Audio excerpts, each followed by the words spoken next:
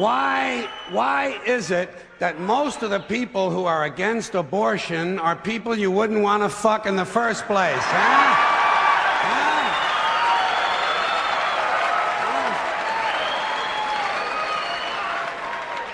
Boy, these conservatives are really something, aren't they? They're all in favor of the unborn. They will do anything for the unborn. But once you're born, you're on your own. Pro-life conservatives are obsessed with the fetus from conception to 9 months. After that, they don't want to know about you. They don't want to hear from you. No, nothing. No neonatal care, no daycare, no Head Start, no school lunch, no food stamps, no welfare, no nothing. If you're pre-born, you're fine. If you're preschool, you're fucked. You're fucked.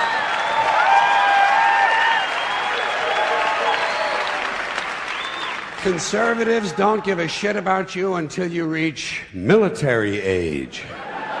Then they think you are just fine, just what they've been looking for. Conservatives want live babies so they can raise them to be dead soldiers. Pro-life. Pro-life. These people aren't pro-life, they're killing doctors. What kind of pro-life is that? What, they'll do anything they can to save a fetus, but if it grows up to be a doctor, they just might have to kill it? They're not pro-life. You know what they are? They're anti-woman. Simple as it gets. Anti-woman. They don't like them. They don't like women. They believe a woman's primary role is to function as a broodmare for the state.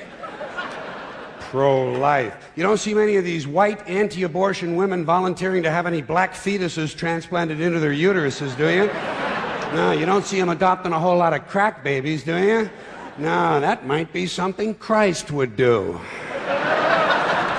And you won't see a lot of these pro-life people dousing themselves in kerosene and lighting themselves on fire.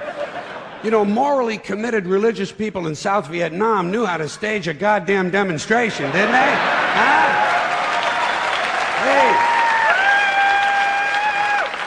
They knew how to put on a fucking protest.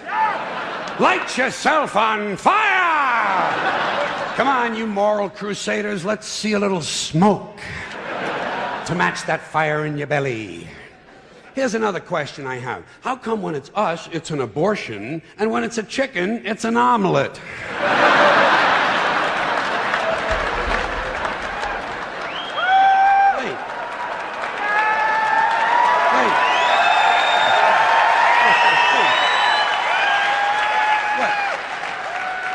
Are we so much better than chickens all of a sudden?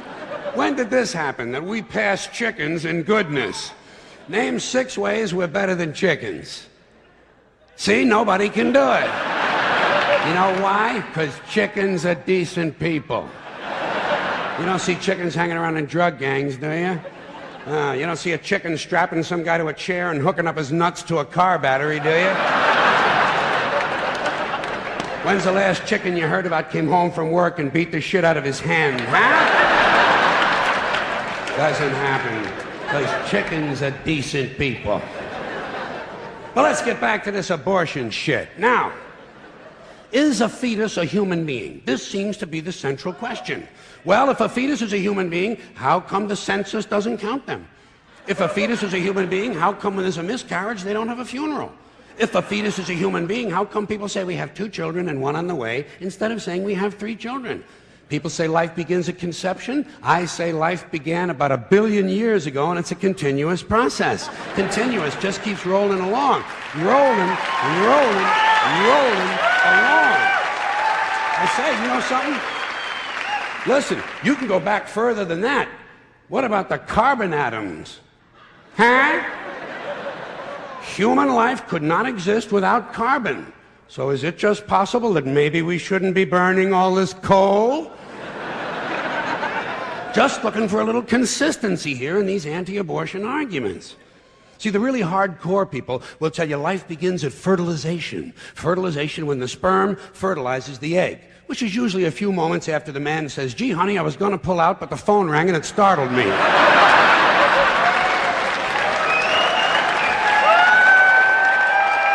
Fertilization. But even after the egg is fertilized, it's still 6 or 7 days before it reaches the uterus and pregnancy begins. And not every egg makes it that far. 80% of a woman's fertilized eggs are rinsed and flushed out of her body once a month during those delightful few days she has. They wind up on sanitary napkins, and yet they are fertilized eggs. So basically what these anti-abortion people are telling us is that any woman who's had more than one period is a serial killer. Consistency. Consistency. Hey, if they really want to get serious, what about all the sperm that are wasted when the state executes a condemned man and one of these pro-life guys who's watching comes in his pants, huh? Here's a guy standing over there with his jockey shorts full of little Vinnies and Debbies, and nobody's saying a word to that guy. Not every ejaculation deserves a name. Now, speaking of consistency, Catholics, which I was until I reached the age of reason,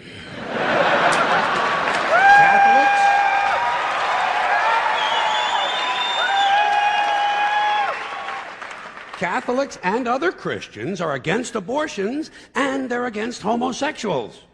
Well, who has less abortions than homosexuals? Leave these fucking people alone, for Christ's sakes.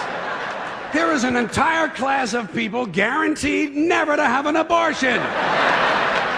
And the Catholics and Christians are just tossing them aside. You'd think they'd make natural allies. Go look for consistency in religion. And speaking to my friends, the Catholics, when John Cardinal O'Connor of New York and some of these other cardinals and bishops have experienced their first pregnancies and their first labor pains and they've raised a couple of children on minimum wage, then I'll be glad to hear what they have to say about abortion. I'm sure it'll be interesting. Enlightening, too. But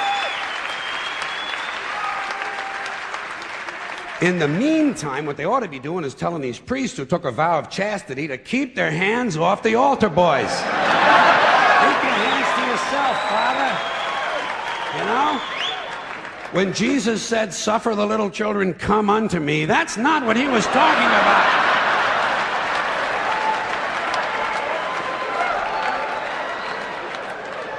So you know what I tell these anti-abortion people? I say, hey, if you think a fetus is more important than a woman, try getting a fetus to wash the shit stains out of your underwear. For no pay and no pension.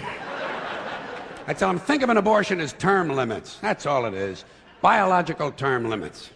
But you know, the longer you listen to this abortion debate, the more you hear this phrase, sanctity of life. You've heard that, sanctity of life. You believe in it? Personally, I think it's a bunch of shit. Well, I mean, life is sacred? Who said so? God? Hey, if you read history, you realize that God is one of the leading causes of death. Has been for thousands of years. Hindus, Muslims, Jews, Christians, all taking turns killing each other because God told them it was a good idea. The sword of God, the blood of the Lamb, vengeance.